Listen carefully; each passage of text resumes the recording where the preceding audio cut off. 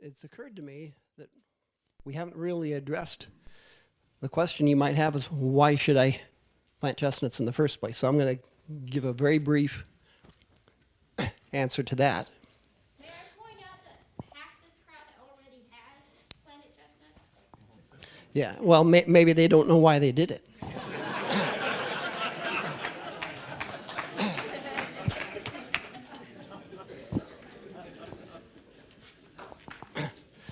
So my answer to that question is, this is a very profitable crop to grow. We have on our farm virtually every species of fruit and nut crop that will grow in this climate. And there's nothing compares to chestnuts in terms of being easy to sell at a really high profit.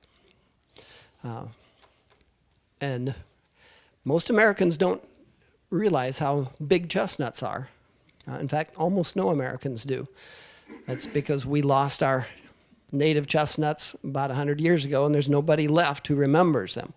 But the rest of the world, most of the rest of the world, chestnuts are a really big deal.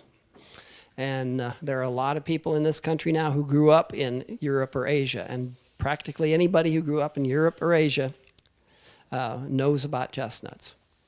And they get excited about them. Our farm's in southeast Iowa. And we have customers who drive there from Chicago, St. Louis, Kansas City, Omaha, Sioux City, Fargo, North Dakota, about 800 miles. Minneapolis.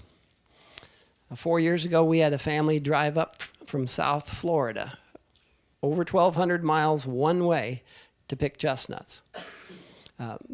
There isn't anything else that people will get that excited about. Right now, on our mature trees, the trees that are over 25 years old, we're making right around $10,000 an acre.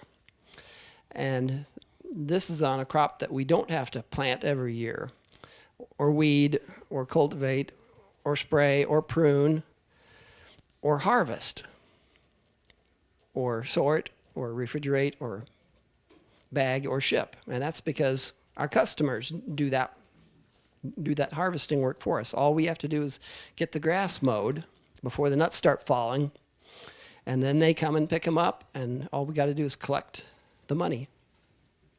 Mow the grass and collect the money. That's, the trees take care of themselves. $10,000 an acre on a crop you don't have to harvest. So I'm going to talk about site selection some more. The first question you need to ask is, are you in a suitable region for chestnuts? And although this applies to Iowa, if you're in a surrounding state, you can extrapolate to figure out if you're in an okay zone.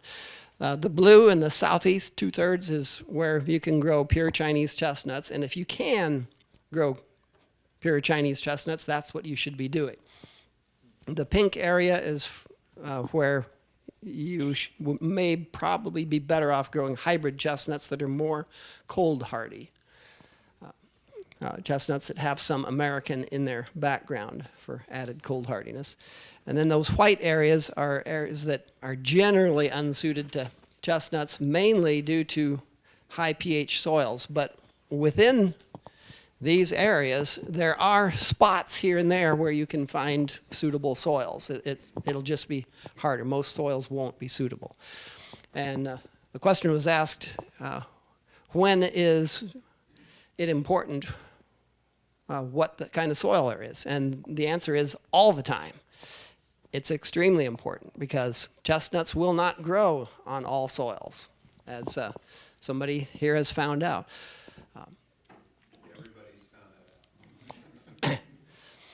Not everybody. I was talking to a man just a couple of weeks ago who had just spent just under $500,000. It was like $475,000 putting in an apple orchard, and he didn't even realize there were different kinds of soils, let alone that not all of them are suited to apples. But as it turned out by happy accident, he just happened to put them on some of the best soil in the world for growing apples and other trees, but it was just an accident. It easily could have been a disaster for him. But soils are really important. And chestnuts will grow best on deep, fertile, moist but well-drained soils with a pH of 6.5 or lower. So if you have deep, fertile, moist, well-drained soils with pH under or 6.5 or lower, and you're in a climatic region suited to chestnuts, you'll probably be able to grow them. The single most important factor is drainage. They have to be well-drained soils. Chestnuts will not grow on poorly drained soils. pH can usually be adjusted if it's a little bit too high. If your pH is above 8, which a lot of the soils in this part of Iowa have a pH above 8, and that's probably too high to manage that. But if it's below 8, you can use elemental sulfur to adjust it. But if it's above 8, it's probably not going to be practical, and you should be looking at some other crop to grow. As Aaron mentioned, you need to find out what kind of soil you have. And to do that, you need a soil map of your farm. And here's an example of that. As Aaron mentioned, beaconschneidercorp.com is one site where you can find that information. This also will show the name of the landowner and the boundaries between landowners, which can be handy sometimes, especially if you don't have land yet, but you're looking for it. Web Soil Survey, as Aaron mentioned, is a really good source for soil information. But the best is the soil book. And if you're a landowner, you can go to your county seat, and there should be a USDA service center in the county seat of your county.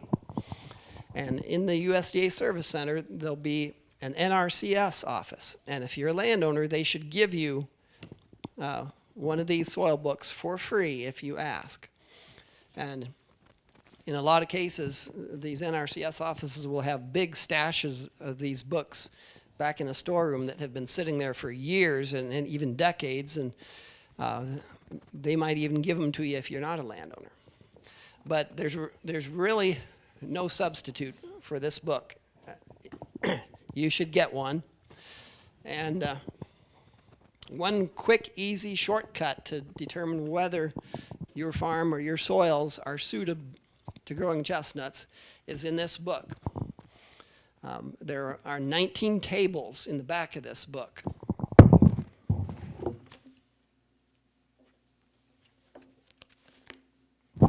The tables look like this. One of those tables has the title Woodland. Well, now I can't remember the name of it. Just a second. Yeah, Woodland Management and Productivity. Find that table. It's usually table 7 in most books, but it's not table 7 in all books. But that's the table you want to look at. And one of the columns in that table is site index, as Aaron mentioned. Site index is really important. Probably the single most important piece of information about a soil is site index. And that's because what the site index is,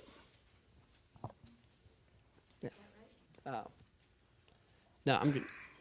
No, just leave it. Site index is the height in feet. The number is the height in feet that a tree will grow on that soil in 50 years. And you can use upland oaks, especially red oak and white oak, as a proxy for chestnuts, because chestnuts have pretty much identical site requirements to red oak and white oak. So if you see red oak and white oak growing on your farm, then you can pretty much assume that chestnuts would do well there. But in the soil book, in Table 7, or the Woodland Management and Productivity Table, in the column that says site index, you'll find a bunch of numbers. Not every soil will be in Table 7. Only soils that commonly have trees on them in your county will be listed. But if your soil is listed on that table, look at the site index. And for oaks, for red oak and white oak, you may find a site index number anywhere from 45 up to 80. 80 is the highest you'll probably ever see. 45 is the lowest. So anything below 45 is just not suited to white oak and red oak. So if you see that number 45 for white oak and red oak, that would be a minimally acceptable site index number. And then, so 45 would be acceptable, 55 would be fair, 65 would be good, 75 would be very good, 80 is the best you'll see. And the reason this is important is because, as I said, that's how tall a tree will grow. An 80-foot tall tree, an 80-foot tall white oak tree, for example, is a much bigger tree than a 45-foot tall tree. And an 85 or 80-foot tall white oak will be able to produce a whole lot more acorns than a 45-foot tall white oak. And that's how big they'll get in the same number of years. So the better a tree will grow on a soil, the more productive it's going to be for chestnuts. That's why this is important.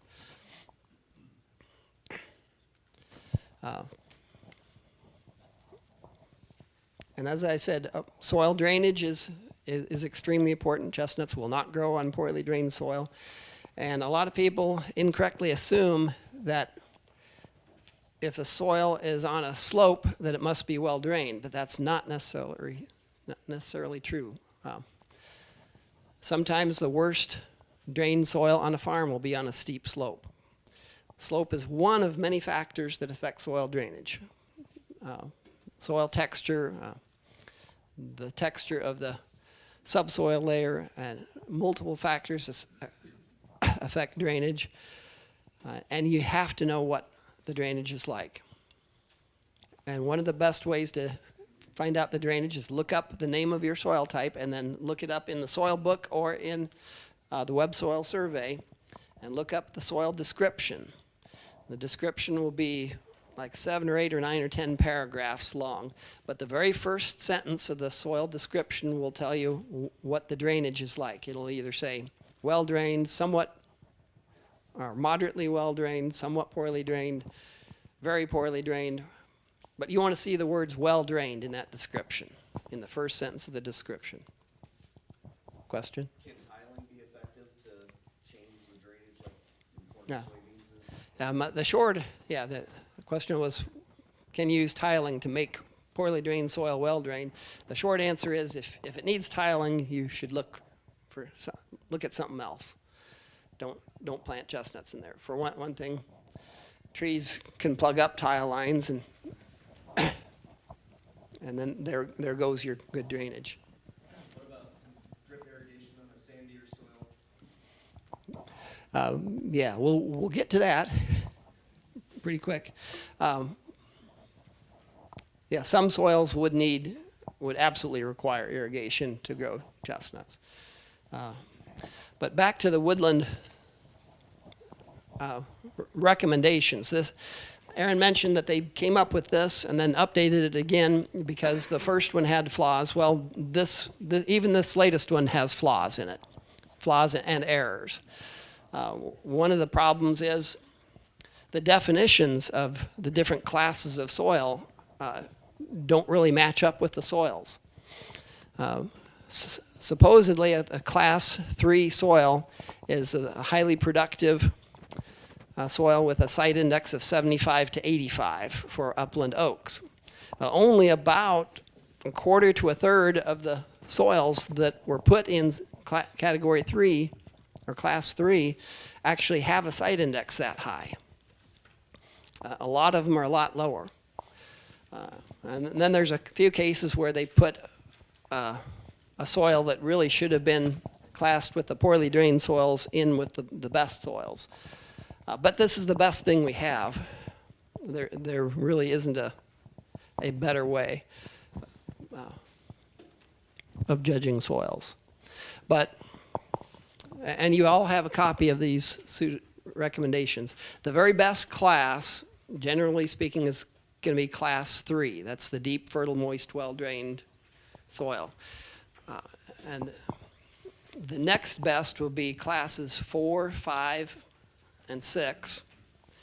And 7 is the really sandy soils that really wouldn't grow much of anything without irrigation. But if you can put in irrigation, you could grow chestnuts in class 7 soils. But class 3 is the best. Class 4 is a lot like class 3, except it's a little bit more clay. The balance of clay, silt, and sand particles is a little bit tilted toward clay, and so they're not quite as good as class 3. Class 5 is just the opposite. It's like class 3, but a little bit on the sandy side. Class 6 is like class 3, but has bedrock 2 to 3 feet below the surface. Class 7 is the real sandy soils. 1 and 2, class 1 are soils that are somewhat poorly drained. Class 2 are very poorly drained and unsuited. Class 1 soils are going to be questionable. And if you can find something else besides a class 1 soil, you should go there. But that said, class 1 soils sometimes are okay for chestnuts. We've had chestnuts growing on class 1 soils, the somewhat poorly drained soils, for nearly 30 years with no problems. Because within that range of class 1 soils is everything from soils that are just slightly less well drained than class 3, all the way to soils that are just slightly better drained than the poorly drained. And one thing you can do to judge whether a class 1 soil might be okay for chestnuts is look at that site index for white oak. If it has a site index for white oak, it'll probably be okay. If you've determined that your climate and your soils are suited to chestnuts, the next step is to develop a plan. The first part of your plan should be set goals.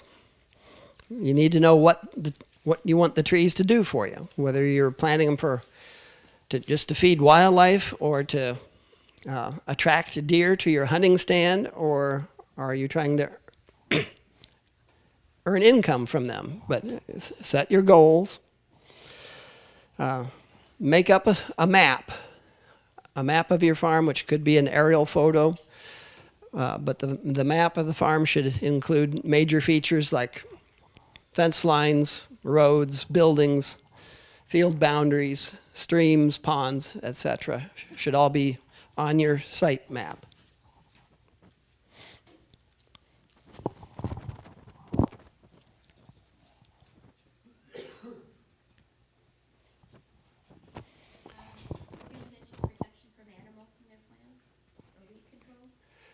Oh, yeah. Yeah, okay. Yeah, your plan, the text of your plan should include things like spacing between trees, the number of trees per acre, distance between rows, and how you're going to control weeds, how you're going to protect the trees from varmints. But anyway, once you have your plan, you're probably going to need to do site preparation. So if you have a field of brome grass or orchard grass or alfalfa, that you don't want to plant trees into that. So you're going to have to do site prep. Also, you might need to develop some way of getting to the field. If you can't get to the field easily, we found out, you're not going to be able to do after planting maintenance. So you might need to put in a culvert over a ditch or something as part of your site prep for your field. But if you've got one of these things like, reed canary grass, brome grass, orchard grass, tall fescue, alfalfa, bird's foot trefoil, or anything that's pretty much if it's good for making hay, it's not going to be good for trees. And you're going to need to get rid of it. Kill it off. There's two really effective ways of doing that. One is Roundup, and the other is moldboard plowing. I've seen people try and kill off existing vegetation with a rototiller behind a tractor. I've never seen it work. I've heard of it working, but I've never seen anyone successfully do it. And that's mainly because it's so slow. They get a little bit impatient and don't go deep enough. You have to till about 18 inches deep to kill this stuff. And most people just aren't going to do that with a tiller. So moldboard plow or Roundup. And if you're on a steep slope, you're probably not going to want a moldboard plow because you'll have severe erosion. You can lose 50 tons per acre of soil in one season on a steep slope if you moldboard plow. Question, if you were gonna do keyline design, is this when you would do that? Yes, if you're gonna, has anybody here heard of keyline design? A few of you have. Okay, I'm not gonna say much about it except, keyline design is a way of making swales to conserve water, but using a bulldozer or a plow or something, but you can probably conserve more water just by increasing the organic matter of your soil content just a little bit than keyline design. But if you're going to do keyline design, you want to do it before you plant trees.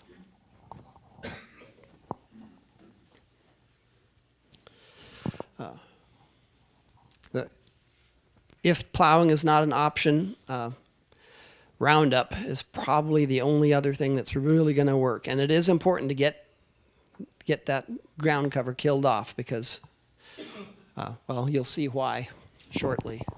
But once you have it killed off, you want to replace that ground cover with something that is compatible with trees.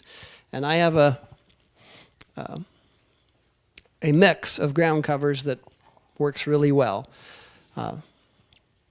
Perennial ryegrass, and that's turf type perennial rye, not the forage type. The forage type perennial rye gets up about knee high, and that's going to be competitive against tree roots. You don't want to plant forage type perennial rye. A fine-leaved fescue, and there's several different kinds. There's chewings fescue and hard fescue, but the easiest one to get a hold of is creeping red fescue, and then Dutch white clover, not a forage type white clover, but Dutch white clover. The Dutch white clover is the kind you find growing in urban lawns. It doesn't get very tall. The perennial ryegrass is really quick to establish. Doesn't get very tall if it's a turf type. The creeping red fescue takes a lot longer to establish, but it's very persistent, very durable, will tolerate a lot of traffic, and it's shade tolerant. So it's what you'll have in the long run. The Dutch white clover makes the grasses grow better and provides free nitrogen to your trees. Here's the recipe. 10 pounds per acre turf type perennial ryegrass per acre. 10 pounds of creeping red fescue or one of the other fine-leaved fescues. 2 pounds per acre of Dutch white clover. If you do this seeding, the first year you'll think you got a pure stand of Dutch white clover. And that's all you'll see. But the grasses are there. They just don't grow enough to become really evident until the next season. But this will give you a ground cover that will protect the soil from erosion, keep weeds from encroaching, and yet that doesn't compete very much against tree roots.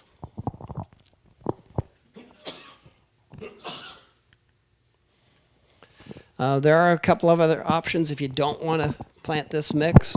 If you just start mowing an area close and frequently, in Iowa, it's going to come up in Canada bluegrass. Just anywhere where you start mowing it, close and frequently, it'll be Canada bluegrass. And Canada bluegrass is an acceptable ground cover. It's not too competitive. You'll have to mow it a lot more frequently than the mix mentioned above, but it'll work. It'll also take several years to get established. I would much rather just spend a little bit of money up front and do the seeding rather than spend years mowing once a week to get this, but to each his own. A couple of other ground covers that are acceptable but not ideal would be a Timothy and red clover. The problems with those are if you mow close and frequently, those aren't going to persist. But Timothy and red clover won't compete much against trees, but it just won't tolerate close, frequent mowing. As I mentioned earlier, if your soil pH is above 6.5, elemental sulfur is a cheap and long-lasting way you can lower your pH, get it down into the correct range.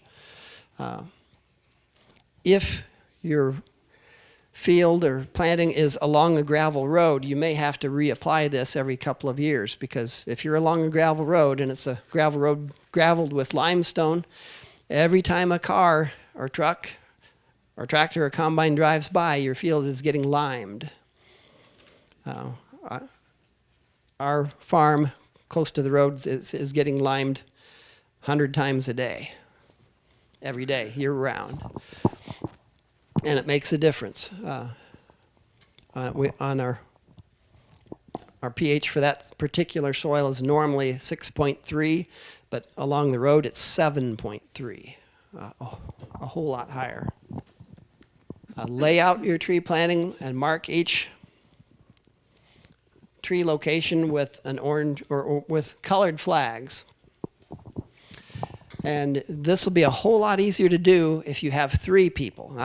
I've laid out a lot of tree plantings all by myself, but that involves miles and miles and miles of walking back and forth trying to get the flags spaced just right. But if you lay out a square first and then have one person sighting down the row one way and another second person sighting down 90 degrees, you can get each flag placed precisely without all the miles and miles of walking. So get help to do this if you can. I strongly recommend laying out your tree planting in a square grid because it makes mowing a lot easier.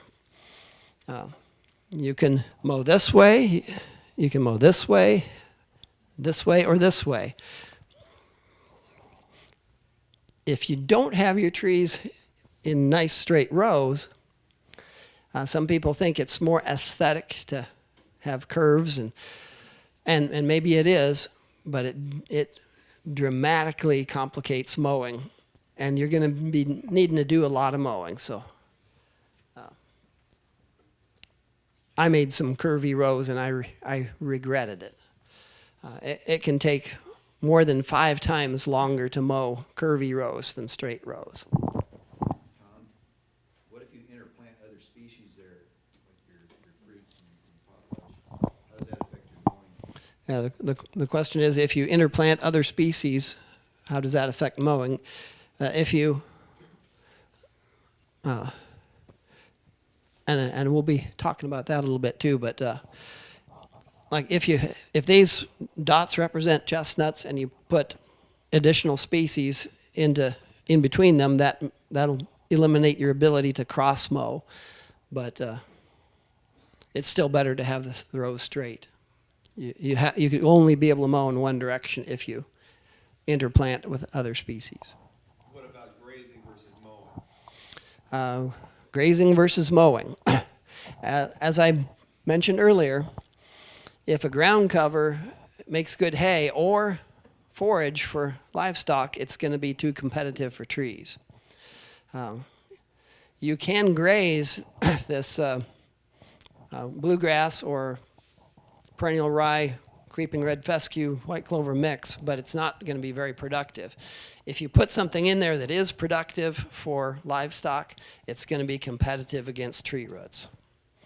So it's not very practical. Another problem is, at least once your trees start producing nuts,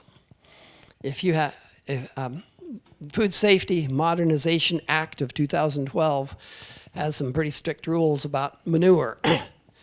The short answer is you would be able to graze in between your trees once they're producing nuts that you're going to sell to people for human food up until about middle of May. And you'd have to get the livestock off middle of May and keep them off until middle of October, and then you could put them back on again. Well, mid-May to mid-October is about 95% of the grazing season. So again, unfortunately, it's just not going to be practical to try to do your mowing with livestock. Question back there? Yeah, I'm looking at this grid and it'd be all the same type of trees. Would it be possible to make grids and separate them with some other species with enough space in the alleyways between the species and that to have some sort of heterogeneity of species, but also the mowability? Yes, can you interplant other species? And the answer is yes, and I recommend it. I have never, ever, in all the years I've been talking about chestnuts, recommended to people to plant a monoculture of chestnuts. And what we're doing where we're planting chestnuts is we're also putting pawpaws in between the chestnuts. One pawpaw halfway in between each chestnut. And what's that? How do you mow with that? I'm trying to balance in my head, visualizing this with the mowing and... Well, yeah, as I said, if you're putting other things in between the chestnuts, you have to do it along the row, and then you'll only be able to mow in the direction of that row. You won't be able to cross mow. What he does in certain areas, that's a chestnut, 10 feet away is a pawpaw, and then a chestnut. I got that right? Yes. He can still get up and down this way and that way. Well, how big's your mower? You can make small mowers and do whatever you want. Obviously, you don't. Yeah. Well, It's got to be realistic on the size of your mower. yeah, if you put enough things along a row, you can't get in between with a mower. And you don't want to use, if you use too small of a mower, it'll take forever to get the mowing done. So you got to have a wide enough mower to actually finish the job before it's time to start again. We've had that happen. But yeah, it happens most years. We don't get the first round of mowing done before it's time to start over. But what we do is put a pawpaw in between each chestnut row, and then we also have a row of shrubs in between, halfway in between. So, and then the shrubs are at 5-foot spacing along here. So it's possible, but not very convenient to cross mow with 5-foot spacing. You have to have a mower less than 5 feet wide, but it can be done sometimes.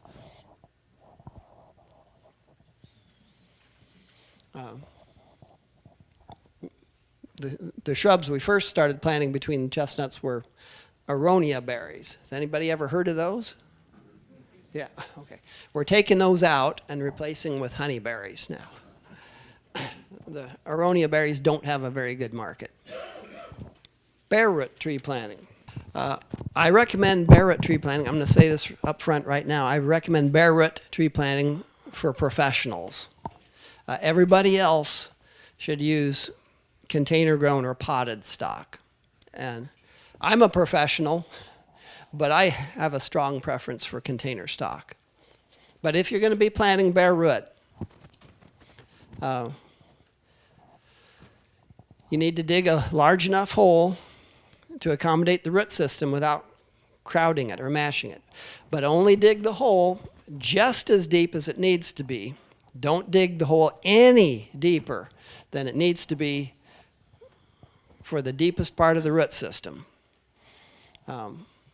We had a guy in our county who thought he was being really smart because he used a post hole auger on a tractor to dig a hole 4 feet deep for each of his trees. He was breaking up that hard pan down below, and then he backfilled into those 4 foot deep holes and planted his trees into that. After the first rain, the soil settled, and the tops of his trees were 18 inches below the soil surface. They had to look up to see a patch of sky. Needless to say, those didn't survive. Dig the hole wide enough to accommodate the root system without bending the roots around the side of the hole. And you can go as wide as you want, but don't go deeper. But with some trees, you can actually plant them, and you could plant them up here, bearing part of the trunk, and the trees will be okay, but not chestnuts. With chestnuts, the root crown, the point where the root system meets the trunk, has to be right at the soil level. Don't bury any part of the trunk. You don't plant these like a tomato. If you bury the trunk, the tree's probably going to die. You can tell on a chestnut where that root crown is, the point where the root and trunk meet, because the color changes. The root system will kind of have a rusty color to them, kind of a yellowish orange color, and then the trunk will be an olive green color. And then there'll be a kind of a cream color right at the transition zone. And that's where you want the soil line to be when you're all done planting and the soil is all settled. Don't bury the trunk. As I said, I strongly prefer container-grown trees. With container-grown trees, you can use an augered hole. This is my first auger I ever got.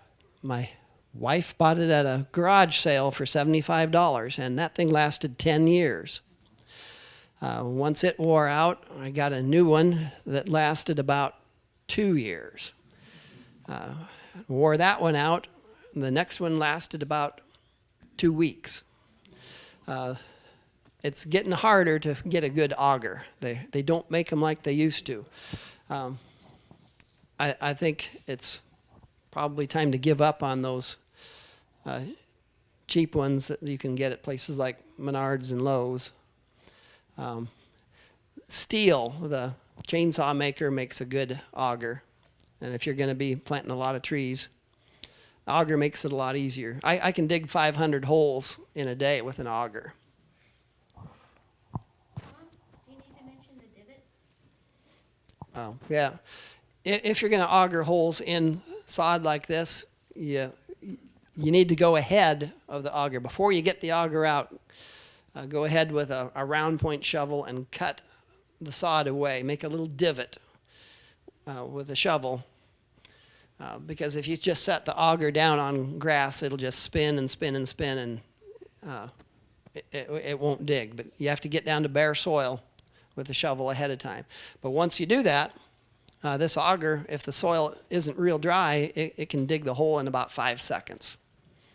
10 seconds if it's a little bit on the dry side. Although if it's late summer, early fall, and the ground is really hard because you haven't had any rain in a month or more, it can get really hard, and the auger just won't do it. In that case, what I do is make the divot with the shovel, and then go in and dump about a quart of water into that divot, let it soak in, and then pour a second quart of water in the divot, and then come back 2 days later and dig with the auger. And that softens it up enough that the auger will actually dig the hole. But augering holes this way is a whole lot easier than digging it with a shovel. If you're only planting a few trees, that might not make much difference. But if you're doing 500 or more, this is a real labor saver.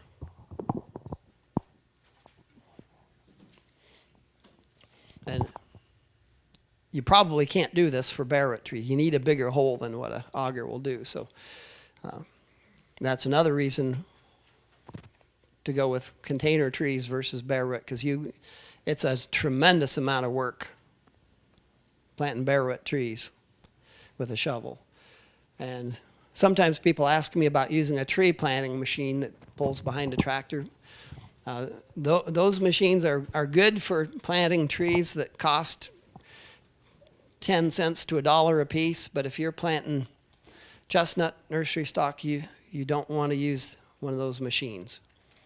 Now, one way of putting it is if you're planting an $8 tree, you want an $80 hole.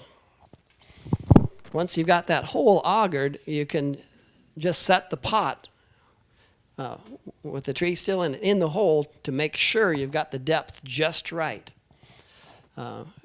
It can be easier to maybe dig the hole slightly deeper than you think you need to, and then you can backfill a little bit if you to get it just perfect. Punch the loose soil in the bottom of the hole down with your fist so it doesn't settle. Make sure that the bottom of your hole is just at the right depth so that when you set that pot inside it, the top of the pot is right at grade, right at the soil line. On any kind of hole you dig, you want to make sure you don't have a hard, slick surface on the side of the hole, and augers will often do that. So you need to take some kind of a sharp tool and scrape the sides of the hole to roughen it, to make it easier for the roots to penetrate into the soil. If you have a really hard, slick soil surface, it'll act like a pot, and the roots will have to go down below that before they can get into the surrounding soil. So score the sides of the hole. Backfill only with the soil that came out of the hole. Don't put compost in there or fertilizer. The only exception to this rule is if you're digging into really hard clay soil, you don't want to backfill with chunks of hard clay. So you need to bring something in from somewhere else, something that's loose and crumbly. Big hunks of clay just don't make good backfill. But otherwise, only backfill with the soil that came out of your hole. Don't fertilize a tree in the first year, especially with any kind of chemical fertilizer. If you want, you could put some compost on the soil surface, but don't incorporate compost into your planting hole. After year one, you can fertilize if you want. But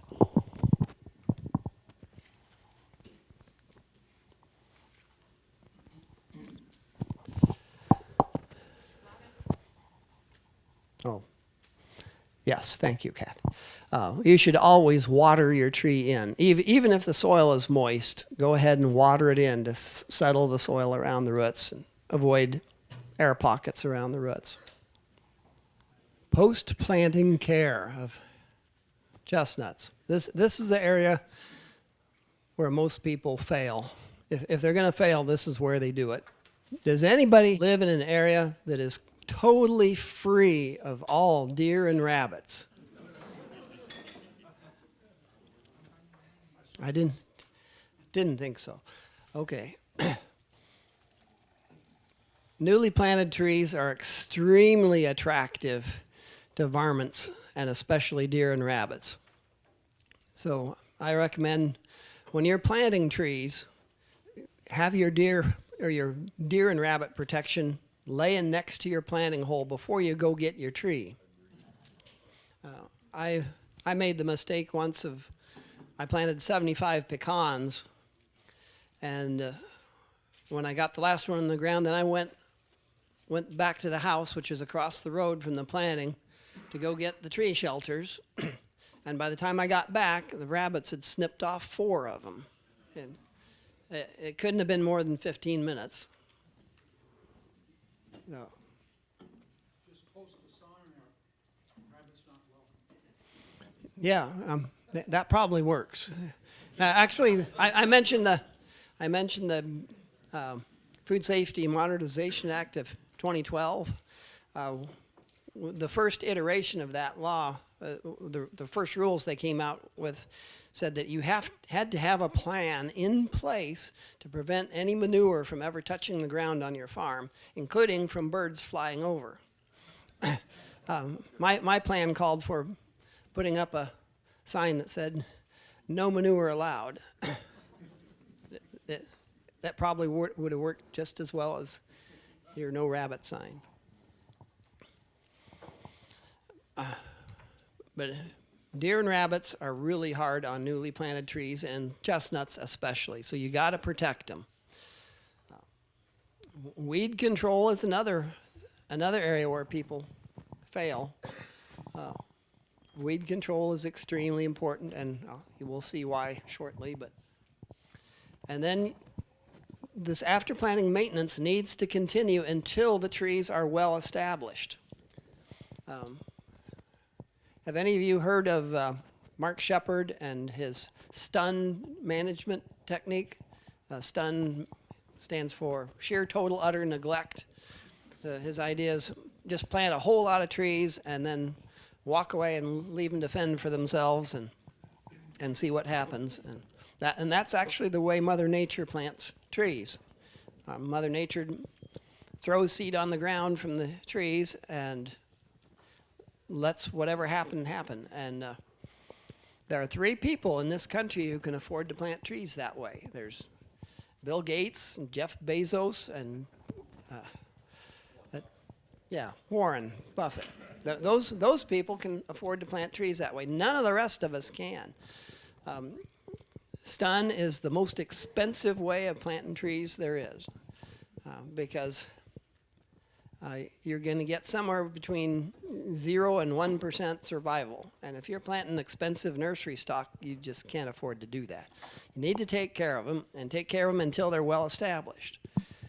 But the good news is once they're established, these trees will take care of themselves. You don't have to keep taking care of them. You can walk away and come back 50 years later and the trees will be fine.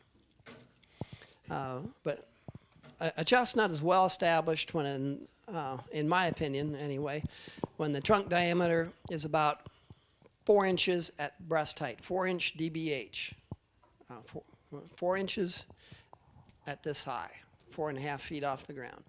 When they're that size, they really don't need weed protection. They're still subject to possibly rubbing by deer antlers. They're not really immune to buck rubbing until they get to be about 6 inches diameter, but they can take the weed competition by the time they get to be about 4 inches. And that's going to take anywhere from maybe 5 to 7 years at least to reach that point. So keep your maintenance in place for 5 to 7 years.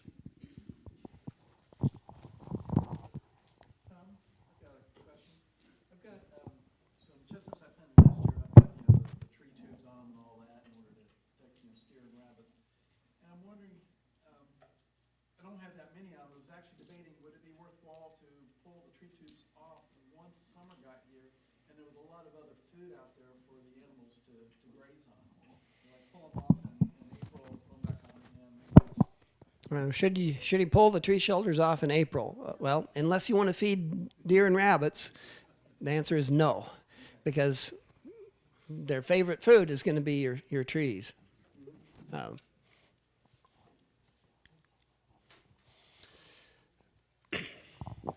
Tree shelters or grow tubes I consider to be an absolute necessity. It is possible to grow chestnut trees without tree shelters, but I don't recommend it. And not just any tree shelters will do. When tree shelters or grow tubes first came out, they were unventilated, and I killed many hundreds of chestnut trees with unventilated tree shelters. Unventilated tree shelters do not work on chestnuts, but well-ventilated ones do. There's a company called Tree Pro that pioneered the ventilated tree shelter about 20 years ago. They just drilled holes in their tree shelters, and that made a big difference. But what I found was that they didn't put in enough holes, so I would have to go in with a cordless drill and a 3/8 inch drill bit and drill a whole bunch more holes, usually 2 to 3 times more holes than what the Tree Pro started with. And that was well ventilated enough for chestnuts. But Tree Pro really has not changed their design in the last 20 years. But there's another company called Plantra, that's spelled Plantra, and they make a very well ventilated tree shelter, and chestnuts really do well in them. And that's what I recommend. Some alternatives include deer fencing, which needs to be at least 7.5 to 8 feet tall to keep deer out, and that works, but it's extremely expensive. And a really well motivated deer can jump one of these fences. I know a guy who put deer fence around his entire farm. It's like 247 acres. He has deer fence around every acre of it, and it's really irregular shape, so he had to put in a lot of fence. But every year he goes in with high-powered rifles and shoots deer out of that got over his 8-foot tall fence. Another thing people try is cages. Instead of a tree shelter, they just put a cage around their tree like this here, and that'll work. It'll keep deer off, and if you put chicken wire around the bottom of it, it'll keep the rabbits out too. And then still yet another option would be dogs. I don't know of anybody who's tried this yet, but it is easier to fence dogs in than it is to fence deer out. You could get by with a lot cheaper fence fencing a dog in, and if it's the right kind of dog that likes to chase deer, fence a dog in and let the dog keep the deer out. I actually did try it once, but I didn't have the right dog. The dog wouldn't stay inside the fence. And,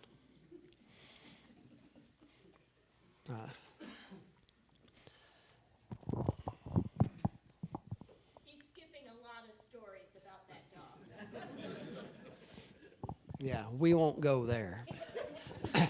Another thing you could try is deer repellent, this is a cheap deer repellent, cheap homemade deer repellent. Take a dozen eggs, beat them like you're going to scramble them, put them through a filter like a cheesecloth or paint filter or window screen or something like that. If you don't filter these beaten eggs, you'll spray one tree and then spend a half an hour unplugging the sprayer. And then spray one more tree, and then spend a half an hour unplugging the sprayer. But strain it, then mix it with 5 gallons of water, and that will treat up to about 5 acres. The problem with this repellent is it needs to be reapplied at least every 2 weeks. And you don't want to try and stretch it out to 15 days, because if you do, the deer will make up for the 2 weeks they missed in one single night. It will not last longer than 2 weeks, but it's as cheap as eggs are, and eggs are pretty cheap. I did this for years, and it works really well. It is extremely effective as long as you don't try and stretch it out too long. But I have recently gone to another type of deer repellent called Plant Skid, and that's spelled PLANTSKYDD. And I can't remember where it comes from, either Norway or Sweden or someplace like that. I can't remember exactly where it's, but it's powdered blood from pork and cattle. And you just mix this powdered blood with water, stir it really well, and spray it on, and it lasts about 2 to 3 months. It's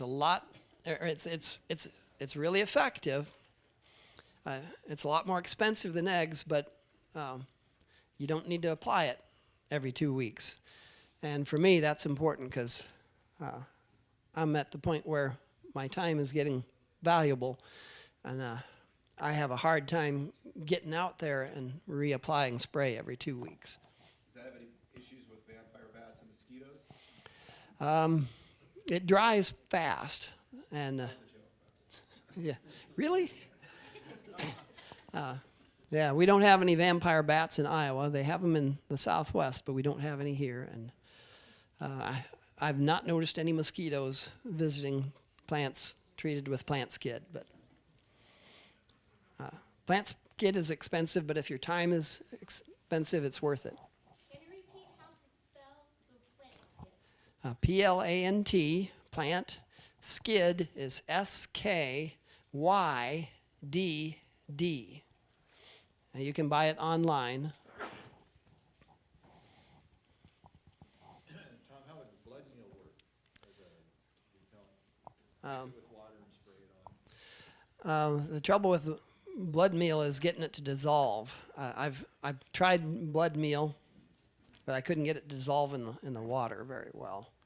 I have had somebody tell me that his secret to keeping deer away from areas is just sprinkle blood meal on the ground, and it doesn't take a very heavy dose of it, and it'll keep them away for a couple months.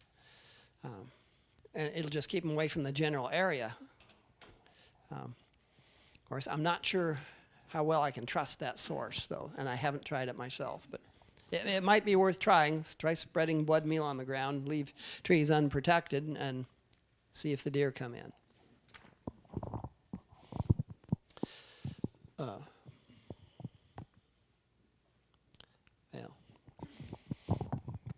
But let me say a little bit about the alternatives to tree shelters first. I really recommend tree shelters for a number of reasons, not just as a means of protecting trees, newly planted trees from deer and rabbits, but the tree shelters will do that. They're 100% effective against rabbits and probably 99+% protection from deer browsing. Maybe 95% protection from deer rubbing. But that's not the only thing they do. The tree shelters also will reduce tree mortality. More of your trees will survive if you use tree shelters versus anything else. They also make the trees grow faster. Very frequently, we can put a small seedling tree in a tree shelter in the middle of June, and if it's a good site and rainfall is timely that year, about half the trees will grow out the top of a 5-foot tall tree shelter by the end of August. It would take a couple years to do that without a tree shelter. They make the trees start producing nuts years earlier. With a tree shelter in Iowa, you can get nuts in 2 to 4 years with a tree shelter. If you grow chestnut trees without a tree shelter, with a cage for rabbit protection, deer and rabbit protection, it will take 6 to 10 years before you see your first nut. That's a big difference. Maybe even the best thing tree shelters do, though, is they eliminate at least 95% of the need for pruning on chestnuts. Chinese chestnut wants to grow like a bush. It wants to start putting out limbs right at ground level. But you can't let it do that. If you let a tree branch out down low, you can't get under the tree with a mower, and you have to get under the tree with a mower because you can't harvest nuts from tall grass. We like to get a clear trunk up about 5 feet high. And if you're a tall person, you might have to go up 6 feet. If Kathy was in charge of mowing, maybe 3 feet would be tall enough. But you have to get a clear trunk high enough so you can get under, right up to the trunk with the mower. to get that grass short and keep it short. The tree shelter will prevent the tree from branching out below 5 feet tall. And you really have to, yeah. Could you comment on, so my neighbors like to plant trees in random spots, and they really like using field tile, so the black perforated plastic tile. Could you comment on why that is? Okay, what do they use it for? Okay, yeah, black plastic tile does not work as a tree shelter because they don't let in light. They're black. If you use a field tile for a tree shelter, it'll kill the tree. But now that I said that, once a tree gets to be about 1.5 inches in diameter where it comes out the top of the tube that high, we take the tree shelter off, but the tree is still extremely vulnerable to deer antlers. And deer really love to rub chestnut trunks. And some trees can get rubbed on one side and the tree will be fine. And it only kills the tree if the deer goes all the way around it. But with chestnuts, even if they get rubbed on just one side, the whole top will die. They'll sprout from the root system, but it'll kill the top if they get rubbed by a deer, even a little bit, usually.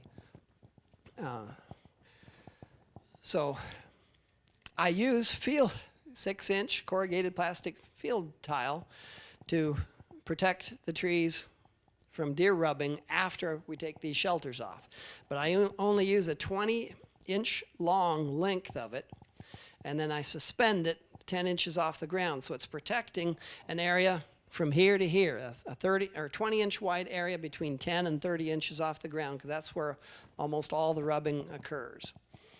And then when the tree gets big enough to push that tile off, then it's big enough that it's no longer vulnerable to deer antlers.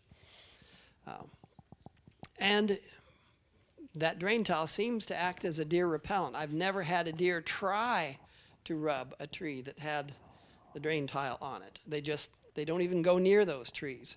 But if I miss one tree, if I miss putting that tile on one tree, that tree gets rubbed every time. So 6 inches.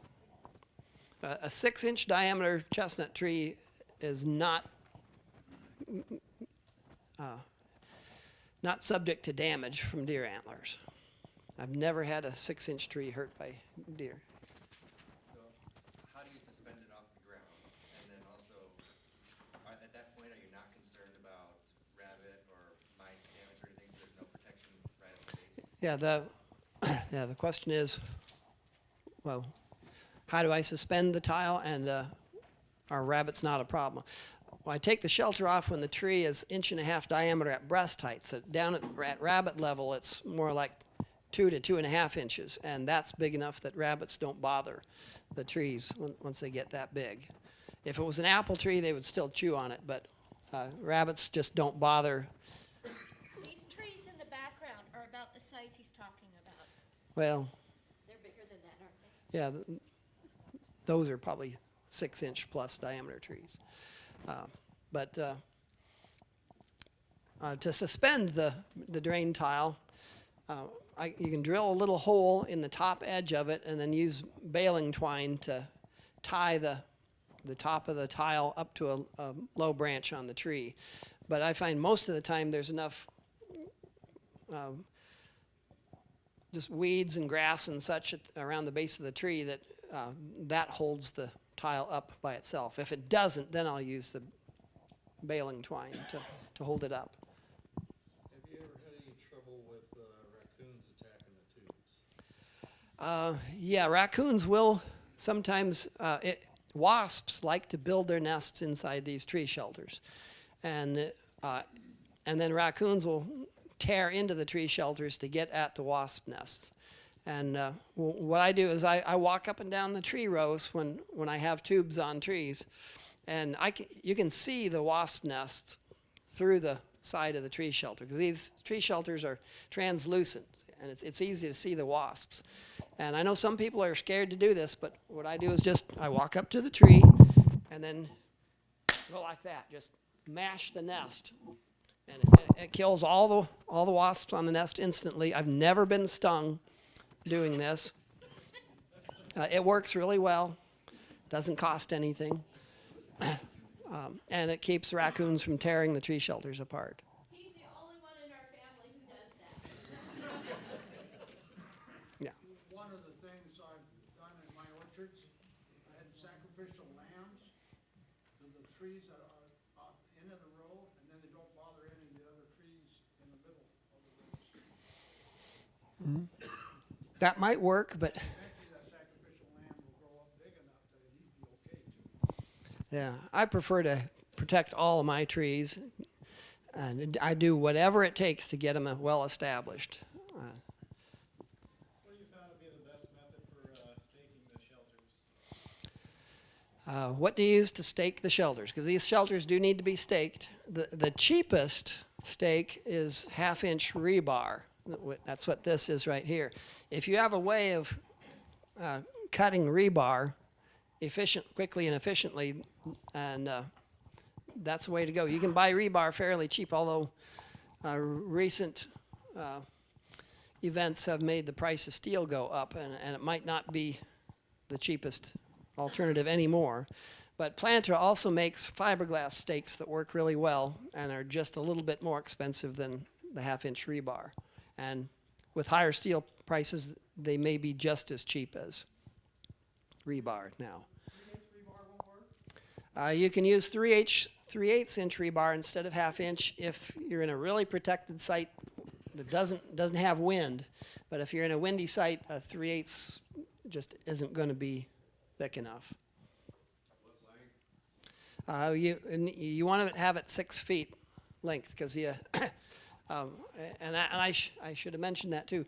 If you're using a rebar, you need to drive that stake down below the top of the tree shelter, because if a tree growing out the top of a shelter is whipping around in the wind and it bumps against rebar, the rebar really tears up the bark on it, and you usually will end up having the tree snap off right there level with the top of the rebar. So have the rebar down below the top of the shelter so that there's no chance of the tree touching that rebar. One thing I've used for tree tubes is just PVC piping, just a $2 10-foot tube to just cut it in half, and that works well, and it's flexible. But it doesn't allow in light. No, I'm sorry, just for the stake. Oh, for the stake. Yeah, PVC pipe can work for stakes. But don't try and use it for a tree shelter, though. The tree shelters are carefully engineered to allow the right amounts of light and the right wavelengths of light to maximize tree growth. Why do you remove the tree shelter in the first place? Why do I remove the tree shelter once it, it keeps wasps from building nests. You don't have to. You can leave the tree shelter on until it just disintegrates. But I prefer to, once the tree is 1.5 inches in diameter, where it comes out the top of the tree shelter, it doesn't need the tree shelter anymore. It doesn't benefit from the tree shelter. And if you just take it away then there's no danger of the litter, because the tree shelter will eventually disintegrate. And then it'll fall off, and then you'll hit it with a mower, and then you'll have shreds of plastic all over the place. And there's no reason not to, but you don't have to remove it at that point. I guess you'd have to split the seams, so you couldn't reuse them if they were in good shape otherwise. Can you reuse a tree shelter? The first time I used planter tree shelters, I did reuse them.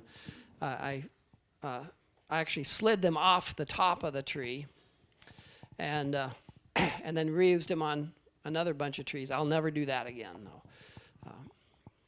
Why? Yeah. All right. The very first time I used planter tree shelters, I used them in a field where I'd planted trees 3 years earlier, and I put just 18-inch tall mesh shelters on the trees. They're only this tall, and the deer kept the trees cropped off right at 18 inches for 3 years in a row.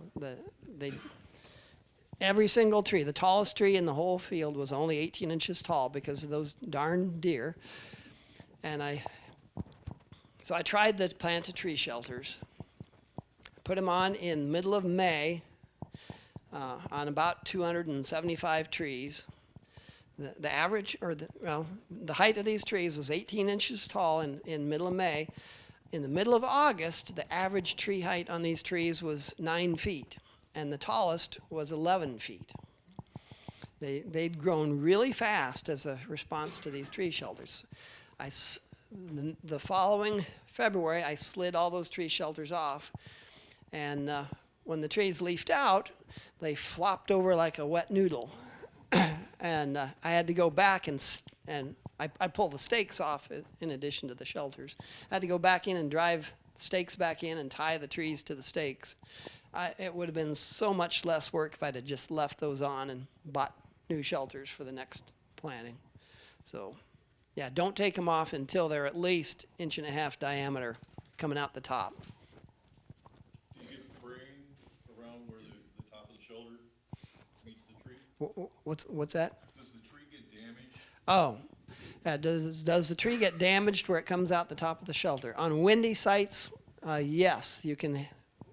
The sharp edge of the top of the shelter can cause damage to the bark of the tree from its whipping back and forth in strong winds.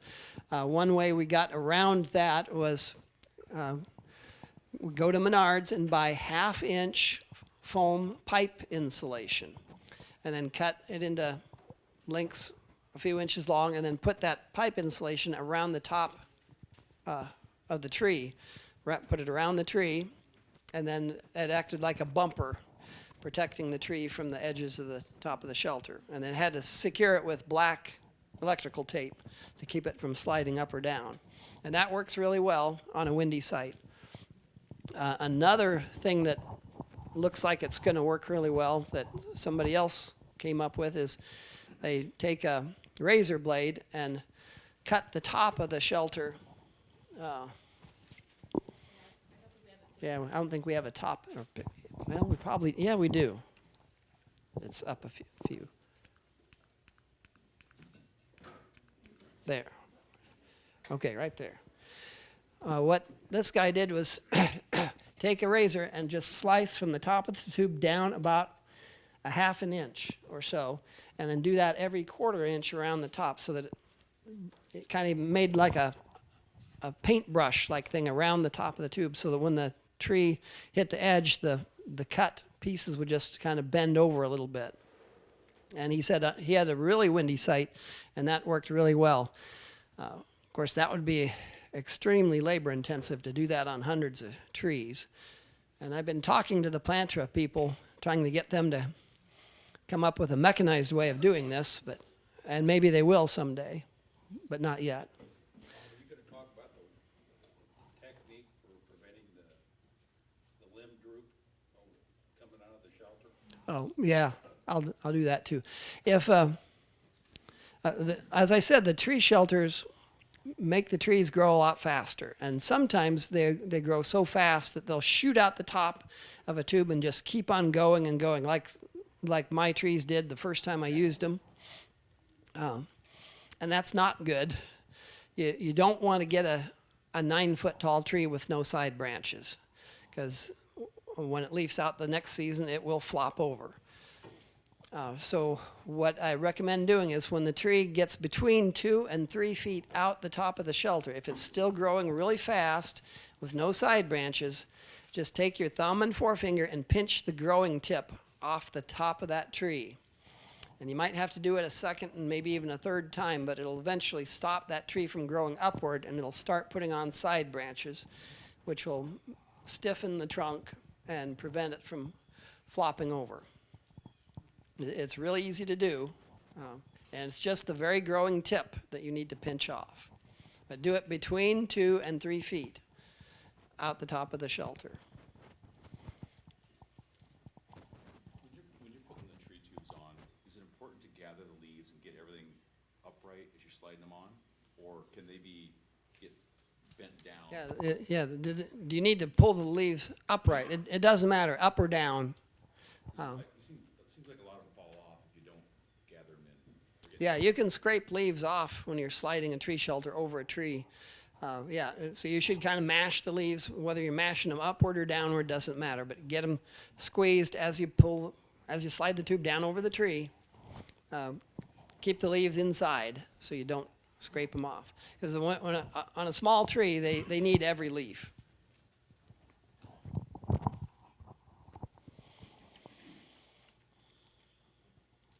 Okay. Oh, I was. Oh. When you take the tube off, do you have to protect the bark of the tree from the UV light? Do you have to protect the bark of the tree from UV light after you take the tree shelter off? No, you do have to protect it from deer antlers with a 6-inch corrugated black plastic drain tile. But the UV light is not going to hurt the trunk of a tree that's 1.5 inches in diameter. The bark is thick enough to protect that. I was going to say more about the benefit of not pruning. When we first planted chestnut trees, we put tree shelters on them, unvented tree shelters, which killed a lot of them. So we took the tree shelters off, and for the next 10 or 15 years, we grew chestnut trees without tree shelters. And so they did put out branches right at ground level, and we would have to prune those trees every year. It takes about 15 years of pruning to get a clear trunk 5 feet high. When you're doing pruning like that, you will be filling pickup beds with prunings, anywhere from 10 to 15 pickup loads per acre of prunings every year for 15 years. You will make mountains and mountains of prunings if you're having to prune these trees. And you cannot appreciate how much work that is unless you actually do it. And we did a lot of it. And 12-foot tall mountains of prunings. These tree shelters eliminate all of that. If that was the only thing they did, they would be worth twice the price. But that's not all they do. They also, like I said, reduce mortality, make the trees grow faster, get nuts years earlier. The nuts you'll produce years earlier alone will pay for the cost of the shelter several times over, and eliminate pruning. Don't plant chestnuts without these. If you're using tree shelters, you need to keep the mouse population low, because if you have a high mouse population, the mouse's favorite place to nest will be inside the tree shelter. And coyotes and foxes will rip those tree shelters apart to get at the mice that are living in them. But even worse than that, if you have mice in your tree shelters, on a day like this, when the mice don't feel like going outside, they get bored, and their favorite activity is eating trees. So you can have terrible mouse damage on your trees if you don't control the mice. And the best way to keep the mouse population low is keep the grass low. Foxes and coyotes and mink and weasels and hawks and owls and dogs and cats and all kinds of things love to eat mice. If you keep the grass looking like this, you just won't have very many mice. You won't eliminate them altogether, but you will dramatically reduce your mouse population if you keep the grass low.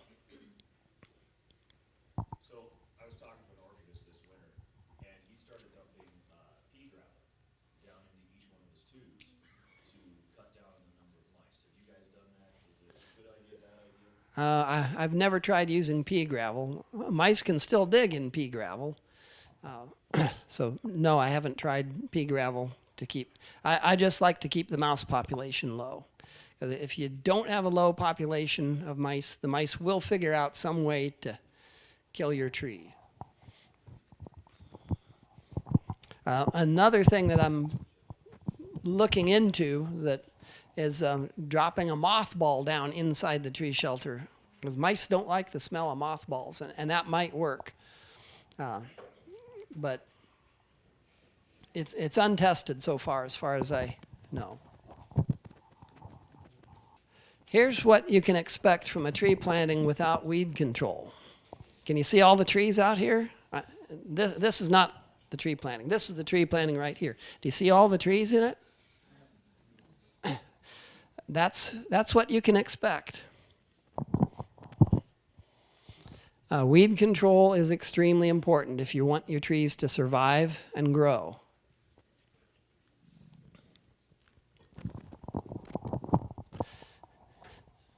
This right here is the tallest chestnut of 4 surviving chestnuts from a planting of 20. 20 trees were planted here. This is the tallest one of the 4 that survived, and this is an 18-year-old chestnut tree. And this tree doesn't look all that short, but this is a 3-foot yardstick. And here's the top of the tree right here. This is an 18-year-old chestnut without weed control. Here is an 18-year-old chestnut planted 100 feet away from that first tree that had weed control. Planted the same day, probably the same hour. Did you notice a difference in size? Can you tell the difference? Okay.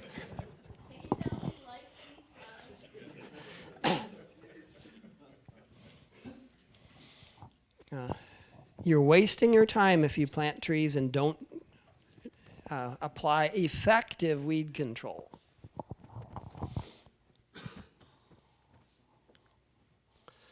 One way to do this for people who are ideologically opposed to using chemicals of any kind in any way is landscape fabric plus coarse wood chip mulch. This would be an organic method of weed control, and it works really well. The landscape fabric by itself is not very effective. Mulch by itself is not very effective. But if you use the two together, 2 to 3 inches of coarse wood chips on top of a 3x3 square of landscape fabric is pretty much 100% effective weed control. Now, if you're doing this, you need to staple down this landscape fabric with 6-inch long turf staples, and not just at the 4 corners, but you need one here, one halfway between the corners, here, here, here, here, here, and then one in the middle to hold the slot that the tree pokes through shut. So for each one of these landscape fabric sheets, you need 9 staples, 9 turf staples to hold it down. If you don't have 9, if you try and get away with you're trying to save money and only using 4 staples on the 4 corners, the first time you mow, that landscape fabric is going to get sucked up into your mower blades, and it'll rip that fabric right out of the ground, tree and all, and it'll hurl your tree 50 feet through the air, and they do not survive that. And all you have to do is hit one like that, and it will cost you more than the extra staples would have. So don't try and skimp on staples. Like I said, this is 100% effective weed control, pretty much close to 100% effective weed control. But if you value your labor at $10 an hour, and that's getting to be a low figure nowadays, this method of weed control is going to add about $1,000 an acre to the cost of your project. It works, but it's, in my opinion, it's expensive. But we did this for years and years. Do you have a preferred source for the weed mats? I know Tree Pro makes custom-made ones with a hole in the middle, but they're expensive. Or you can just go to Menards and get a 1,000-foot roll and cut it up yourself. Where do you get landscape fabric? I got some from Plantra. Plantra sells the weed control mats, but the cheapest landscape fabric that works is stuff I got from Menards. It was the 25-year fabric, not the 15 or the 10-year, and I wait for it to go on sale and get it in a 300-foot roll. A 300-foot roll of landscape fabric, once you cut it into 3-foot squares, will make 100 squares of fabric. And if you wait for it to go on sale, you can get it for about $35. I think the normal price is like $65 or $70. So wait for it to go on sale and you can get it for half price, and that works. But Planter sells it already cut into squares, or at least they used to. Is it adding $1,000 per acre just on the first year planting? And then it's good for the next 4 or 5 years. Yeah, the question is that $1,000 an acre just the first year? Yes, that's just the first year. You will have to renew the wood chips about every other year after that. So it's there are some additional costs beyond that $1,000 an acre, but the significant cost comes right up front. Last year, I couldn't get anybody to buy my horse hay, and I took 2 bales and laid them one on one side, and pushed it against the tree. It's worked well. Hay bales for weed control.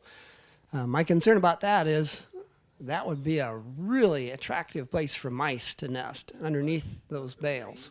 The rain and the decay, it didn't take long to, I don't think that problems with mine. Yeah, and hay bales are significantly more expensive than sheets of landscape fabric too.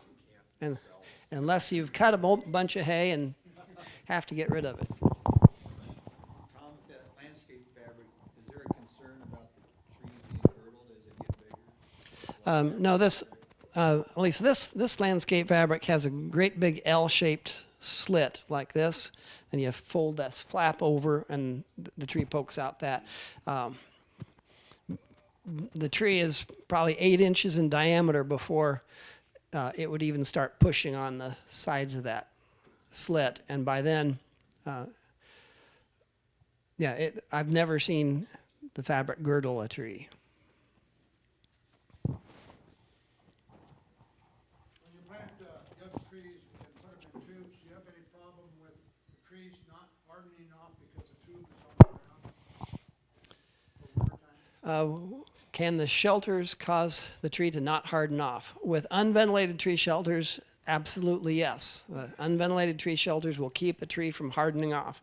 But these tree shelters, you can't really see it in these pictures, but there's kind of vent screens starting about 6 inches off the ground and going clear up to within 6 inches of the top. And there's a lot of air going through there. And that allows them to harden off. What kind of premium are organic chestnuts bringing? What kind of premium do organic chestnuts get? We're going to talk about that later. I'll say briefly that the organic chestnut growers I know are getting about twice or maybe slightly more than twice the price for organic chestnuts compared to non-organic, but they earn every penny of that. And I don't recommend certified organic chestnuts.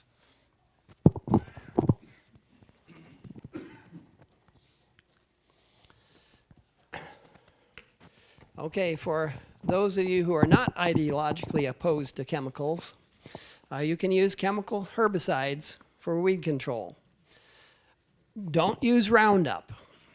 It has been found that Roundup causes significant permanent damage to soil. Now, when I say don't use Roundup, I'm talking about don't use Roundup as your primary method of weed control for 5 to 7 years. It's okay to use it one time or 1 or 2 times to kill off your existing ground cover so you can reseed it and the first year of tree planting, but don't use it 5 or 6 times a year, every year for 5 to 7 years. Pecan growers in Oklahoma and Texas found that, pecan growers like to keep bare soil under their pecan trees to make it easier to harvest. And they found Roundup was really good for that. They had to reapply it 6 times a year to keep the soil bare under their trees. But they found after about 15 to 20 years, the Roundup was killing off their trees. They didn't know why, but they found that wherever they were using Roundup, their trees were dying. It's since been discovered that one of the things Roundup does is it causes a population crash of beneficial soil microbes, the ones that decompose dead organic matter, and it causes a population explosion of soil microbes that that feed on living plant tissue. In other words, disease-causing microbes. And I don't know if any of you have noticed, but back in the old days when somebody grew a crop of corn at the end of the growing season, there would be corn stalks all over the field. But by the following June, those would all be decomposed. That doesn't happen anymore with Roundup ready corn. I can go out, walk out into my neighbor's field and find corn stalks from 7 years ago. And I suspect it's because the Roundup has killed off the soil microbes that normally would have been decomposing those corn stalks. There's an alternative. Well, foresters for years and years used a mix of Princep or Simazine and Surflan or Stomp as a pre-emergent weed control. And it kind of sort of worked a little bit for about 2 and sometimes 3 months, but 2 to 3 months is really not long enough. It never did work real well. But there's a new, well, relatively new herbicide called Oust, or the chemical name is sulfometaron methyl.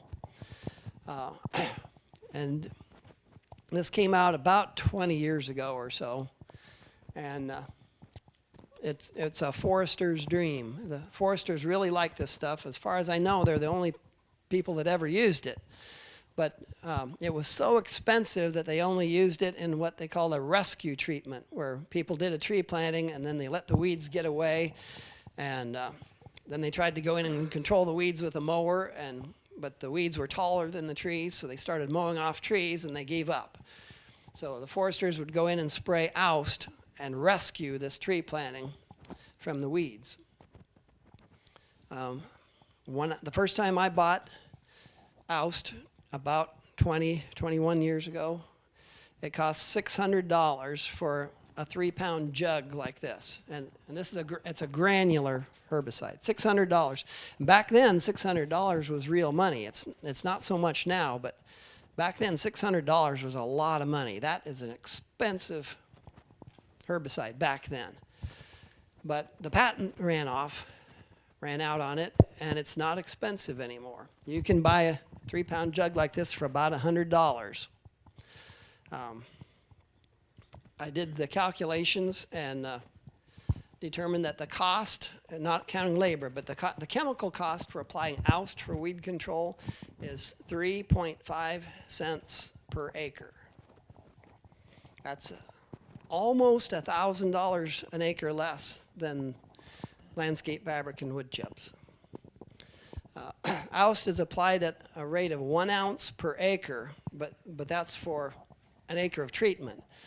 If you're planting trees at 20-foot spacing, that's 108 trees per acre. And if you're applying Oust to a 3-foot diameter circle around the base of each tree, a 3-foot circle is 7 square feet, according to the area of a circle, pi r squared formula. So on a 1 acre of tree planting, you're actually only treating 756 square feet, or about 1/57th of that acre. In other words, you're applying about 1/2 gram of Oust per acre of tree planting, which costs about 3.5 cents at $100 a bottle. This is a really cheap weed control and is really effective. The Princep Surfland mix lasted 2 to 3 months. This lasts a whole year. And in fact, in a dry year, it'll last more than a year.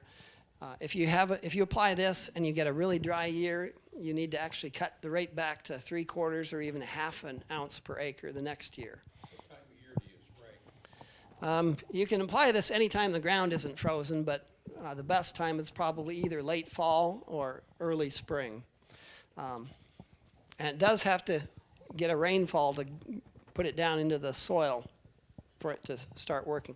This does work a little bit like Roundup in that any green material you spray on it will die, like Roundup, but then it goes down into the soil and it kills grasses and broadleaf weeds without hurting woody plants or trees, as long as you use it according to label directions. You can kill stuff if you use too much, but if you use it label directions, it won't hurt your trees, but it'll control weeds. It doesn't hurt the mycorrhizal fungi then? As far as I can tell, it doesn't hurt soil microbes either. It's used at a really, really low rate, 0.5 gram per acre. That's as much, it's a granular, as much as you could pinch between your thumb and forefinger is how much you put on 1 acre of land. So this oust isn't a problem with your planter tubes ventilated down to 6 inches? No, well, when you spray it, you spray around the base of the tree. You don't spray the shelter itself. And also the shelter is solid up to 6 inches. So as long as you're doing it right, there's really no danger of getting oust inside the tree shelter, even with the ventilation. So this is the cheapest method for weed control. But to apply this, you have to know what you're doing. You have to know how to calibrate your sprayer. And if you don't know what that means, you probably don't know how to do it. But as I said, use this at 1 ounce per acre. So you have to figure out what your sprayer, how many gallons your sprayer puts on an acre, and then divide 1 ounce of oust into that number of gallons. I have people asking me all the time, how much oust do I put in a gallon of water? And when people ask me that, I know right then that they don't know how to use oust, and they shouldn't. If you don't know how to do it, you're better off hiring a consulting forester to apply it for you. And it'll still be way, way, way cheaper than landscape fabric and wood chips. But for those of you who are interested, I did come up with some directions for calibrating your sprayer for treating or for applying oust on 3-foot circles around the base of trees. And do we have that handy somewhere? Not unless you Okay. printed it out. Oh, I had you print it out. Oh, no, okay. Oh, well, if you're interested, you can email me and I can email you a copy of that.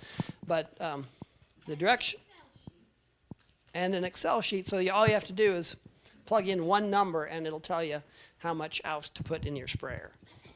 Tom, this is pre-emergent? This is not a pre-emergent. Pre-emergent herbicides work by killing seeds as they germinate. This actually kills already, it'll kill mature grass and broadleaf weeds. But it works by root uptake, not by killing germinating seeds. So it's not a pre-emergent. A pre-emergent has a certain mode of action, and this is different. As far as I know, there isn't anything like it. You spray on existing vegetation to kill it then, that's... Well, it goes down, if there's vegetation there and you spray it, it'll die, but it works mainly by going down into the soil, and it will keep grasses and broadleaf weeds from growing in that soil for about a year, and for 18 months if it's a dry year. Is this a restricted herbicide? Yeah, I think it's restricted use, and there's a good reason for having restricted use pesticides. It keeps people who don't know what they're doing from acquiring them. But that said, nowadays it is really easy to get this. All you got to do is do a Google search for sulfometaron, methyl, or oust, and you can order it right off the internet. Nobody asks you if you're certified pesticide applicator, and they'll send it to you. But I don't recommend doing this unless you know what you're doing. And like I said, you have to be able to calibrate your sprayer. You have to figure out what your sprayer puts on 1 acre and then put the right amount of oust into that amount of water. And the directions that I have, yeah. What's the shelf life on that? More than 20 years. Okay, I didn't know if you had to buy it every year. No. Oust that I bought 20 years ago still works fine. Now the directions that I have that I can send to you call for 3-foot diameter circles sprayed around the base of each tree, and it has to take you 3.5 seconds to spray that circle. So 3.5 seconds is what you said? 3.5 seconds. And I did that just because it makes the calculations so much easier. But what you want to do is start spraying. Well, I'll tell you the direction. On an area of pavement where you can see where you've sprayed, draw a bunch of circles with chalk that are 3 feet in diameter, and then spray those circles. Practice, practice, practice spraying so that you get good at spraying just inside that circle, but getting the whole circle covered, and doing it in 3.5 seconds. So you start spraying, and then start counting 1001, 1002, 1003, and when you get to 1003, you should be 3/4 of the way done, and then continue until you finish. And that'll be about 3.5 seconds. And a 3-foot diameter circle is 7 square feet. So if you do it in 3.5 seconds, that's 2 square feet per second.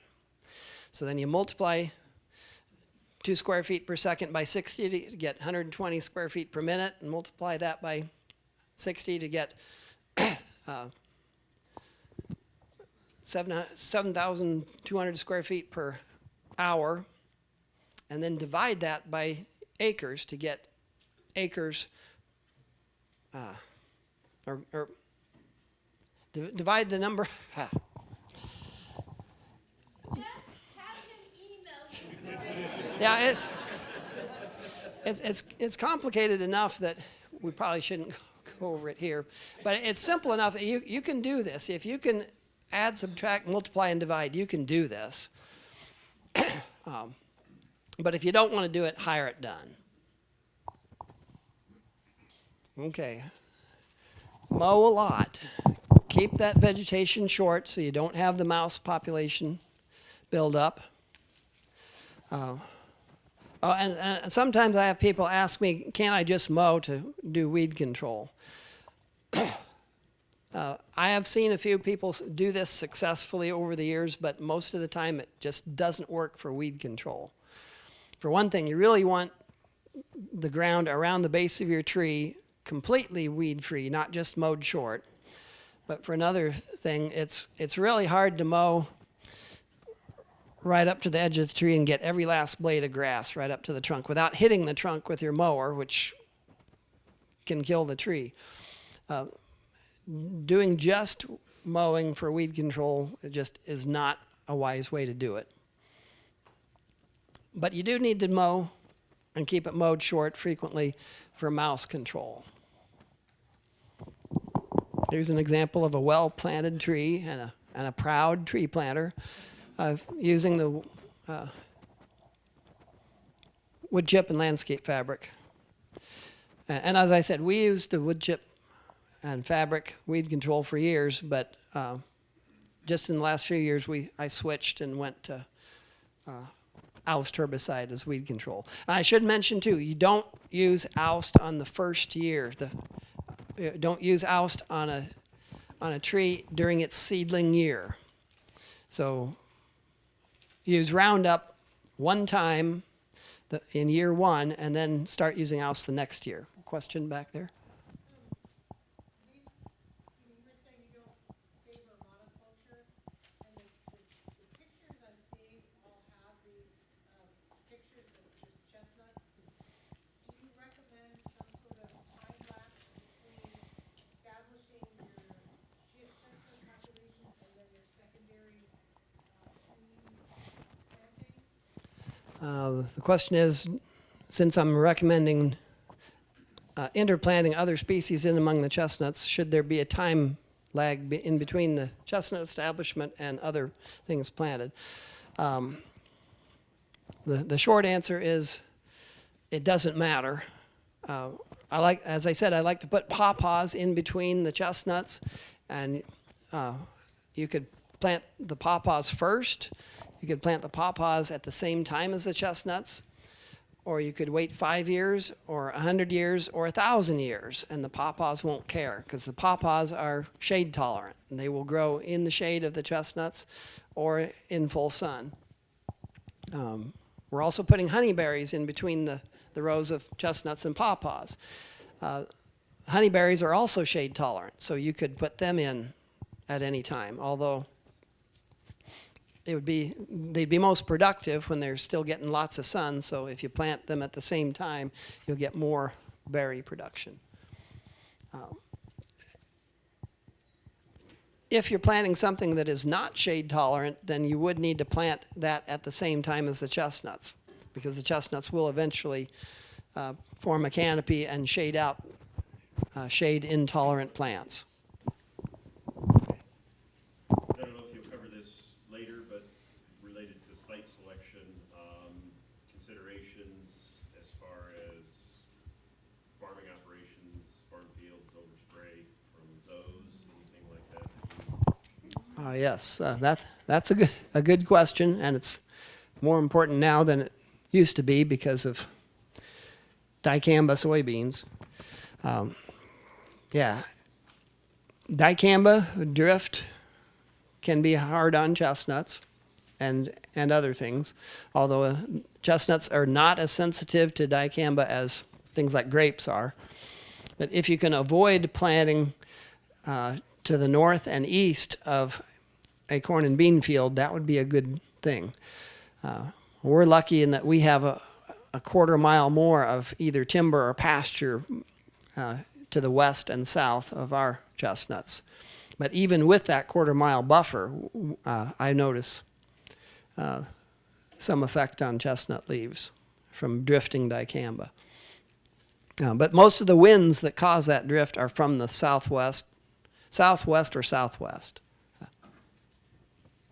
in your grid there, what's your spacing on planting? Another good question. I recommend 20 by 20 spacing. That's 20 feet between rows and 20 feet within rows. Now this is a very personal decision, and a lot of people think that's too high. In fact, 7 or 8 years ago, I went to a Chestnut Growers of America meeting where several speakers got up and talked about how the 20 by 20 spacing that some people are recommending is too close and it should be something else. And some people were recommending 40 by 40 and 35 by 35 or 20 by 40, and they all had a different number that was the right spacing between chestnuts.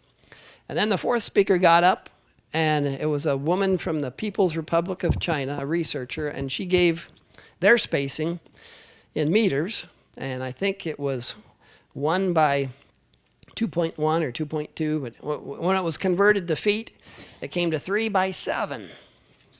And at that spacing, she was getting 9,000 pounds per acre, which was about 3 times more than anybody in North America had been reporting up to that time. So I guess the moral of that is the spacing is whatever you want it to be, but 20 by 20 is the only right one.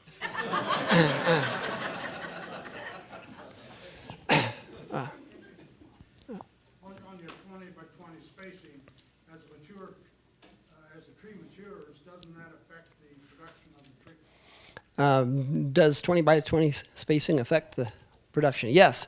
The 20 by 20 is the starting space. By the time the years are 20 years old, by the time the trees are 20 years old, you will have to thin them to 40 by 40, sometime between year 15 and 20. And if you're the farther south you go, the quicker you have to start thinning. But that thinning will allow you to cream off the top 25% of your trees, getting rid of the bottom 75%. So you end up with better trees than what you started with. Then you're gonna have to do another thinning, probably 50, maybe 60 years down the road, down to 80 by 80. And then one final thinning at probably year 500 to 600, down to 160 by 160, and then that spacing will be good for another 500 years. Okay. Oh, yeah. One of the reasons I recommend 20 by 20 spacing to start is research done at the University of Missouri Center for Agroforestry found that the effective pollination distance between chestnuts is around 20 to 30 feet, at least when they're young. I can't remember the exact numbers. It was more than 10 years ago that I saw this, but I can tell you, you can't go out further than 60 feet. yeah, I remember seeing a chart. Dr. Ken Hunt put up a chart showing pollination at various distances, and at 20 feet it was like 98%, and at 30 feet it was 92%, and it started dropping off really fast after 30 feet, and at 60 feet it was like 15% or something like that. And what that means is at 60 feet only about 15% of the nuts, potential nuts, got filled, had kernels inside, and 85% were shells with no kernel, empty shells. It is to your benefit to have kernels inside your chestnut shells.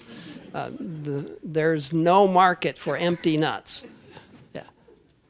Do you establish the ground cover a year ahead of time? Do you establish the ground cover? Yeah. You can do it. You can do it afterwards, but it's most convenient to do it ahead of time. And then right behind you, there was a question. Could you talk about hardiness to winter, like in terms of like on a hilltop, is that going to be bad in terms of wind and cold?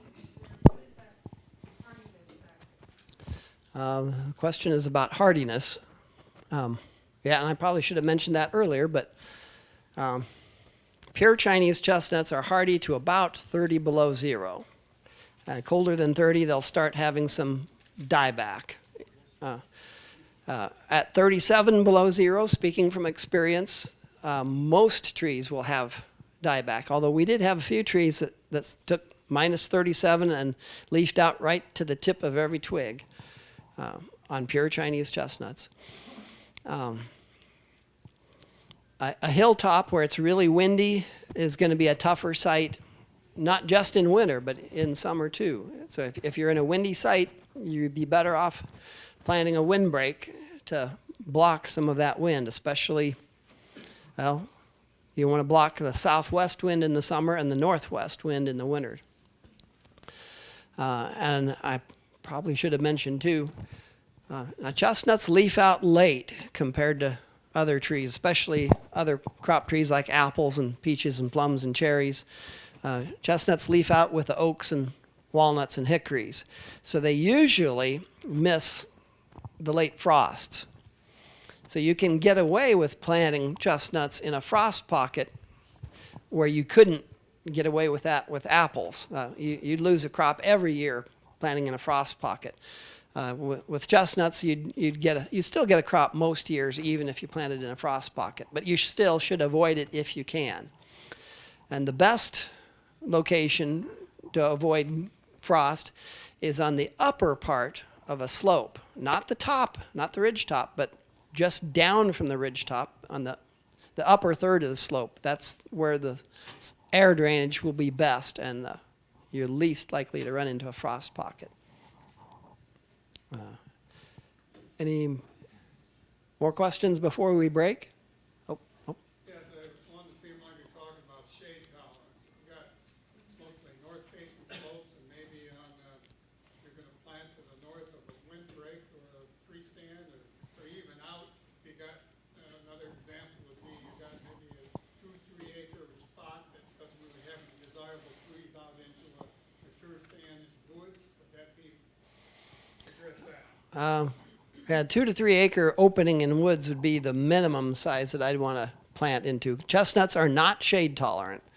You can't plant them into the shade of existing trees and expect them to survive, let alone grow and thrive. One of the many, many mistakes I've made over the years was thinking I could open up a small area, plant a chestnut into it, and then as the tree grew, I could just expand that opening bigger and bigger until all the trees were cleared out. It doesn't work. The trees don't grow, they just shrink. You plant a tree this tall into a small opening in the woods, and the next year it'll be this tall, and then next year that tall, and then it's gone. They have to be planted in full sun right at the start. Back to pollination real quick. I know we had a European friend bring us some chestnut honey. Has there been any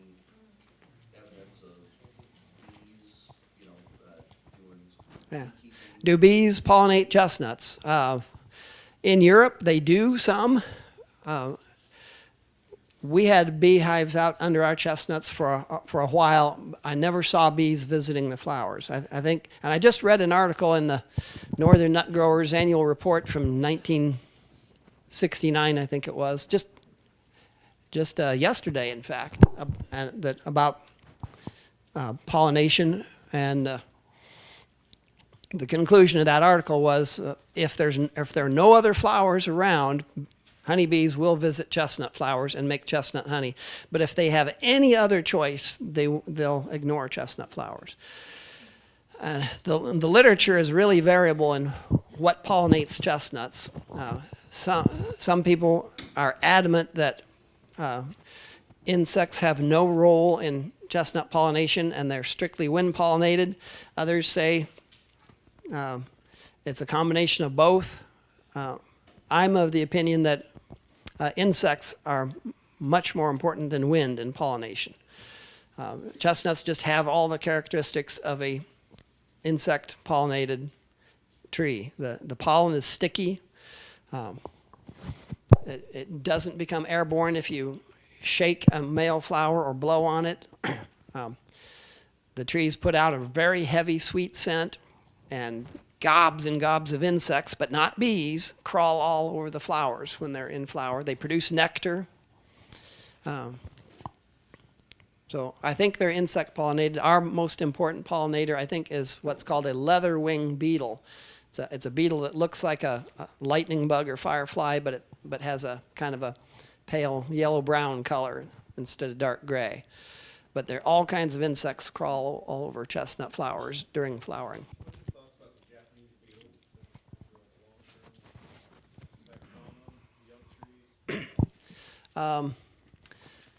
While a young chestnut is inside a tree shelter, you need to keep Japanese beetles out. If you have Japanese beetles in your area, the Japanese beetles will go inside the tree shelter and then they can't get out, and they will just eat and eat and eat until the tree is gone.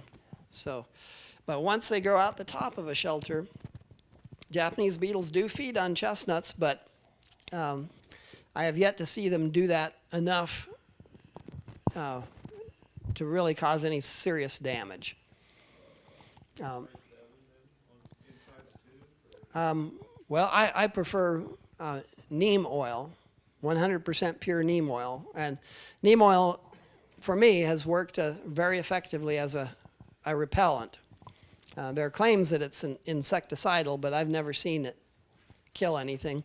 But you spray something with neem oil and the beetles will leave and they won't come back for about 2 weeks, is what I've seen. Now that applies to 100% pure neem oil put in water. I've had other people tell me that they bought formulations that had neem oil as an ingredient, and those were not very effective against Japanese beetles. I've never tried those formulations because the formulations cost like $150 a pint, and they don't work, whereas 100% pure neem oil costs about $12 a pint and is effective. So I've never tried those other things. Japanese beetle,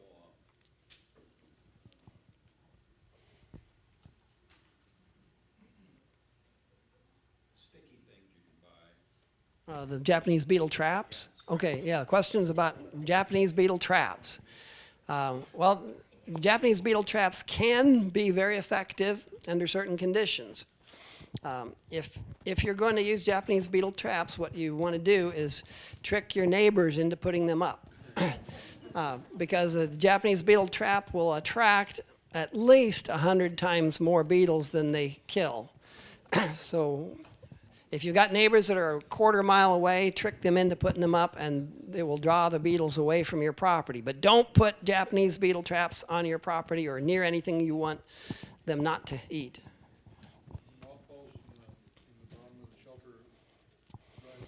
Yeah, mothballs probably aren't going to keep beetles out because the mothball's working down at ground level and the leaves are up here. But yeah, I had a friend who bought one of those Japanese beetle traps because they were eating up his wife's flowers, and His wife told him, do something about those beetles. So he bought a Japanese beetle trap, set it up in his yard, went back in the house and got the packet of pheromone attractant, and stepped outside and tore the package open, and within 15 seconds, his whole body was covered with beetles. And he threw the attractant away and ran back in the house and never considered using that beetle trap again. Okay, question. Do you have any experience or recommendations regarding fertilization or irrigation practices to maximize growth? Fertilization or irrigation? Well, that's actually an excellent question. Chestnut nuts put on 60% of their weight, of their final nut weight, in the last 2 weeks before they ripen, and almost all of that they're putting on is water. And in order to do that effectively, they need moist soil. And this ripening is taking place in late August, early to mid-September.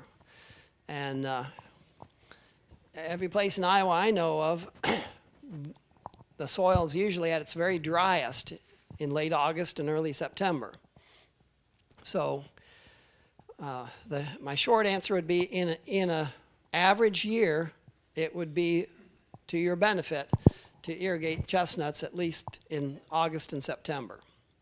You don't need to worry about it the rest of the year, but if you irrigate in August and September, it will probably make at least 50% and maybe as much as 100% difference in the weight of the nuts you harvest. And